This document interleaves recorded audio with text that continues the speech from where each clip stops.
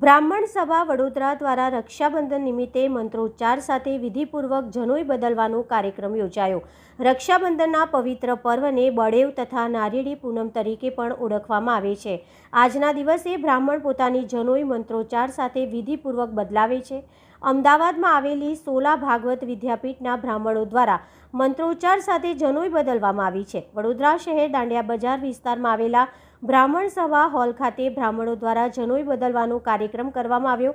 ત્યારે આજે રક્ષાબંધન પર્વ નિમિત્તે પવિત્ર બ્રાહ્મણ સભા હોલ ખાતે વર્ષોથી ચાલી આવતી પરંપરા યથાવત જાળવી રાખતા યજ્ઞોપવિત સંસ્કાર એટલે કે જનોઈ ધારણ કરવા અને બદલવાનું ભવ્ય આયોજન છેલ્લા 97 વર્ષથી જનોઈ બદલવાનો કાર્યક્રમ યોજાતો હોય છે।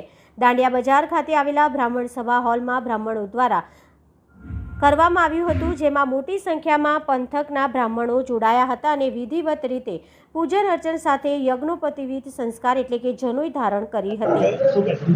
યજ્ઞોપવીતમ પરમં પવિત્રમ પ્રજાપતિર્યત સહજમ પ્રસાદ આયુષ્યમગ્રે પ્રતિબિંબ શુભ્રૈ યજ્ઞોપવીતમ બલમસ્તુ તેજઃ।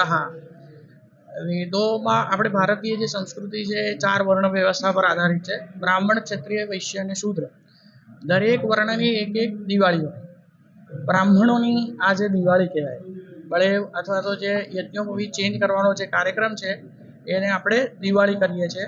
તે દિવસે બ્રાહ્મણો દિવાળી તરીકે એને જુએ છે। જે આપણી દિવાળી બેસતું વર્ષ આપણે જે ઉજવીએ છીએ એ વૈશ્યોની દિવાળી કહેવાય। જે દશેરા હોય એ ક્ષત્રિયોની દિવાળી કહેવાય અને જે હોળી હોય એ શૂદ્રોની દિવાળી કહેવાય।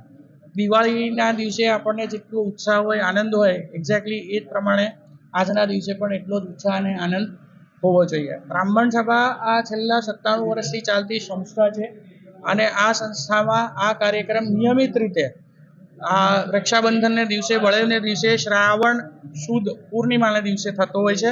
બહુસંખ્યક મહારાષ્ટ્રીય બ્રાહ્મણો જે છે એ અહીંયા આવતા હોય છે અને યજ્ઞોપવીત બદલવાનો કાર્યક્રમ અહીંયા નિયમિત રીતે થતો હોય છે।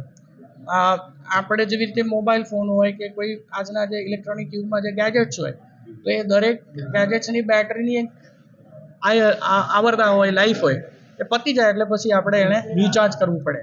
એક્ઝેક્ટલી એ જ પ્રમાણે આપણે જે બ્રાહ્મણો જે આમ તો 4 વર્ણમાં પહેરતા હોય છે, પણ વિશેષતઃ બ્રાહ્મણો જે યજ્ઞોપવીત ધારણ કરતા હોય છે એને પણ એક સમયસર આગળના અભ્યાસ માટે રિચાર્જ કરવું પડે। આપણો પાવર ટકી રહે, આપણે ગાયત્રી માતાની પૂજા અર્ચા અને એમનું ધ્યાન અધ્યયન કરી શકીએ એટલા માટે વર્ષમાં 2 વાર કરવાનું હોય છે।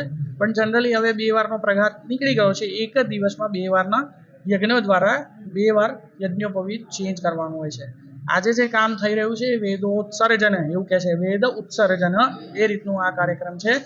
આ પછી 3 મહિના સુધી બ્રાહ્મણોએ પોતાના ઘરમાં રહીને વેદોનું અધ્યયન કરવાનું હોય।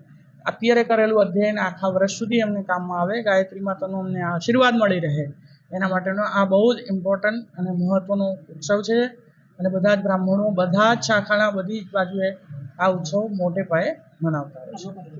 મારું નામ શ્રીકાંત કેળકર છે। હું બ્રાહ્મણ સભાના કાર્યકારી મંડળનો સદસ્ય છું અને છેલ્લા 5 વર્ષથી આ કાર્યક્રમનો જે છે આચાર્યત્વ શોભાવી રહ્યો છું અને એ સિવાય પણ હું પ્રાઇવેટમાં કામ કરું છું।